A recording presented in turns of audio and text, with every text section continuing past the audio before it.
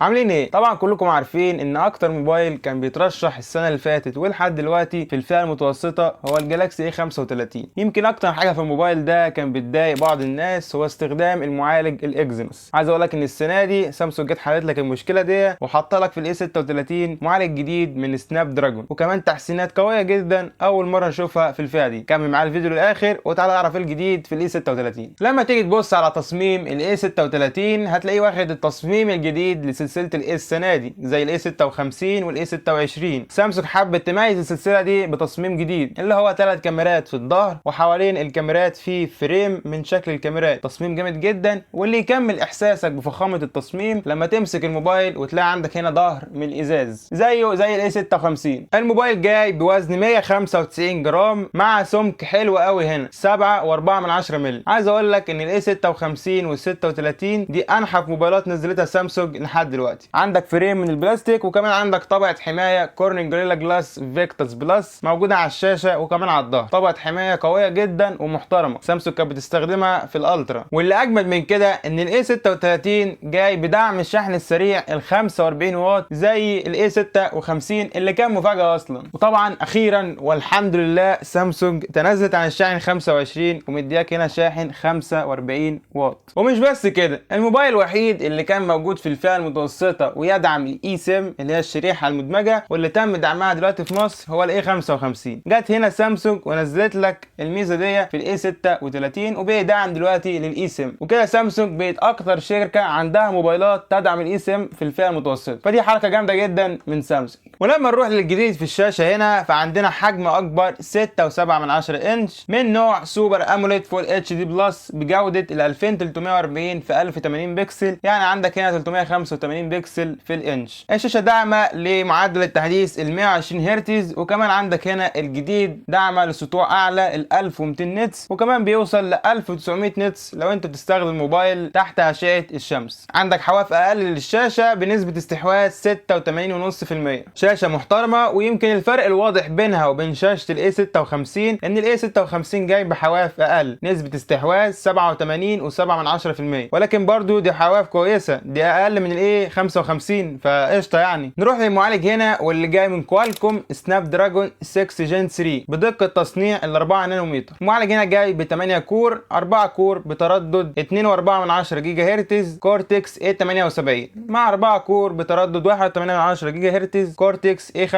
والجي بي يو هنا جاي ادرينو 710. معالج كويس، ولما تيجي تقارنه مع الاكزينوس ال 1380 اللي كان موجود في الاي 35 هتلاقيه فيه حوالي 4% زياده وبيوفر في البطاريه احسن، لكن كارقام وكاداء هما المعالجين تقريبا قريبين جدا لبعض. يمكن بس اكتر حاجه تميز المعالج ده انه جاي من كوالكوم للي ما بيحبش معالجات الاكزينوس من سامسونج. ولما نيجي هنا نروح للكاميرات، عندنا كاميرا رئيسيه 50 ميجا بكسل بفتحه عدسه 1.8 والدعم المثبت البصري OIS. الكاميرا الثانيه 8 ميجا بكسل بفتحه عدسه 2.2 للالترا وايد التصوير الواسع، وكاميرا ثالثه 5 ميجا بكسل بفتحه عدسه 2.4 ودي للتصوير الماكرو. 12 ميجا بكسل السيلفي بفتحه عدسه 2.2. الموبايل هنا بيصور فيديوهات 4K 30 فريم بالكاميرا الرئيسيه والسيلفي و1080 30 و60 فريم. السيلفي هنا 12 ميجا بكسل زي الاي 56، وطبعا هنا تحس بحاجه غريبه الاي 55 كانت 32 هنا بقت 12. سامسونج هنا عايزه الكاميرات تبقى مناسبه اكتر للناس اللي بتصور فيديوهات وبتنزلها على السوشيال ميديا، فطبعا ما تقلقش من ارقام الكاميرات دي، بالعكس الكاميرات دي هتبقى من افضل الكاميرات الموجوده في الفئه المتوسطه سواء الاي 36 او الاي 56. الموبايل جاي مع واجهه سامسونج الجديده الوان يو اي 7.0 مع اندرويد 15،